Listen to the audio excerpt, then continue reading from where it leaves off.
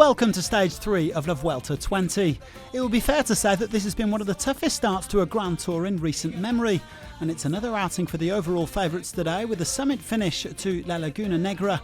Perhaps a chance for the breakaway to contest the stage win if they're already a long way back in the general classification and they can survive the final climb, 8.6 kilometres at 5.8%. Well, after 2 taxing days, the riders took it a bit easier at the start today, covering 36 kilometres in the first hour. The big news this morning was that Thibaut Pinot had abandoned the race. The Frenchman, riding here in support of David Gaudu, still suffering with the back problem that ruined his prospects at the Tour de France. 5 men in the breakaway: Alex Bagues, Mark Donovan, Nicky Terpstra, Tosh van der Sande and Willy Schmidt. Bagues was the highest placed rider overall, some 23 minutes down on Primož Roglič. And surprisingly, they weren't given a great deal of rope by the peloton. Jumbo-Visma and Israel Startup Nation, the teams of the top 2 overall, Roglič and Dan Martin, keeping the gap steady. It was down to under 3 minutes heading onto the day's first climb, the Puerto de Oncala. A gentle climb, but a long one at 17 kilometres. Van der Sande picking up a handful of King of the Mountains points at the summit.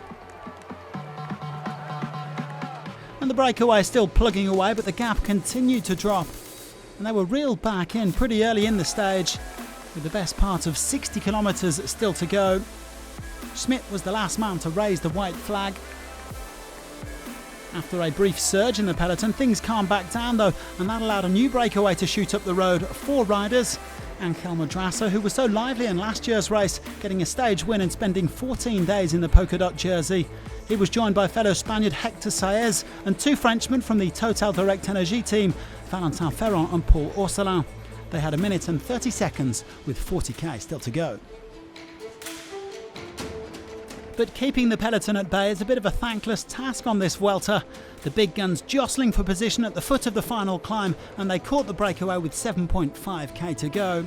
Ineos Grenadiers once again setting the tempo as they look to tee up Richard Carapaz. Chris Froome hitting the front after 2 difficult days.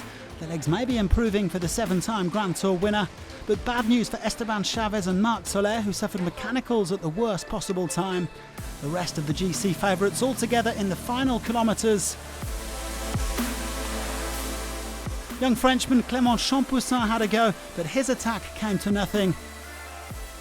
The top 3 overall, Roglič, Dan Martin and Carapaz, perfectly placed for the final sprint. Dan Martin on the front in the green jersey for Israel Startup Nation. 100 metres to go. Carapaz is on his wheel. Roglič is there. Martin is giving this full throttle. Who's going to win the stage? Carapaz looks ready to pounce. Roglič coming up on the outside. Dan Martin of Israel Startup Nation. Is he going to give Israel their 2nd Grand Tour victory? Dan Martin wins. Well, Martin taking his first win in over 2 years, going back to his victory on the Mur de Bretagne at the 2018 Tour de France. His 2nd stage win at La Vuelta comes 9 years after the first, and the 34-year-old is looking like a genuine contender at this race.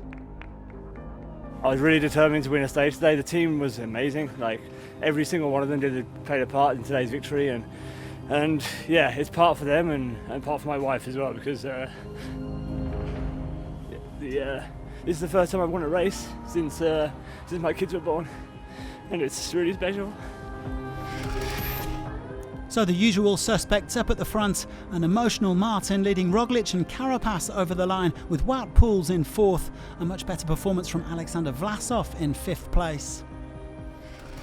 In the GC, Roglič still leads, but Martin's cut his advantage now to 5 seconds. Carapaz 13 seconds back in 3rd.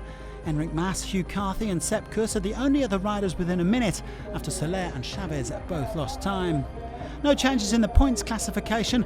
Roglič still has the green jersey, although Martin will wear it again tomorrow. Carapaz remains on top in the mountains classification.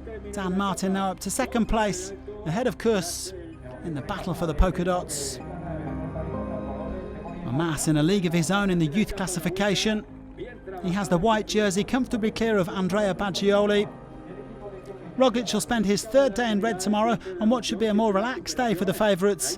It's a flat stage where the sprinters will get their first look in of this Vuelta.